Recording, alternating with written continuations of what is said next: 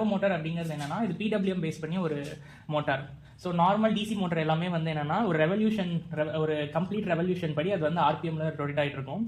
But servo motor அப்படிங்கிறது angular rotation. Okay, so நம்ம PWM மெத்தடில் இங்கே கண்ட்ரோல் பண்ணுவோம். பிடபிள்யூஎம் மெத்தட் வந்து நம்ம டிசி மோட்டரில் அப்ளை பண்ணும்போது நம்மளால ஸ்பீட் கண்ட்ரோல் பண்ண முடியும். பட் அதே பிடபிள்யூஎம் கண்ட்ரோலிங் மெத்தடை நம்ம சர்வோ மோட்டரில் அப்ளை பண்ணோம் அப்படின்னா நம்மளால ஆங்கிள் கண்ட்ரோல் பண்ண முடியும், ப்ளஸ் அதோட ஸ்பீடையும் நம்மளால கண்ட்ரோல் பண்ண முடியும். ஸோ பேசிக்காக சர்வோ மோட்டர் அப்படிங்கிறது என்னன்னா நம்மளோட பிடபிள்யூஎம் கண்ட்ரோலிங் மெத்தட் தான். ஸோ அப்போ இந்த பிடபிள்யூஎம் கண்ட்ரோலிங் வச்சு உங்களால் என்ன பண்ண முடியும்னா BLDC motor and servo motor ரெண்டுமே சேம் பிரின்சிபலாக தான் ஒர்க் ஆகுது. ஸோ உங்கள் பிடபிள்யூஎம்மோட டியூட்டி சைக்கிள் வந்து 1 மில்லி செகண்ட் இருந்துச்சு அப்படின்னா உங்கள் சர்வோ மோட்டரில் வந்து 0 டிகிரி அதோட ரெஃபரன்ஸ் டிகிரியில் இருக்கும். இதை வந்து 2 மில்லி செகண்ட் கொண்டு வந்தீங்க அப்படின்னா உங்களோட ஆங்கிள் வந்து 180 டிகிரி நீங்கள் கொண்டு வந்துடலாம். மோட்டரோட pin out. So it has 3 pins.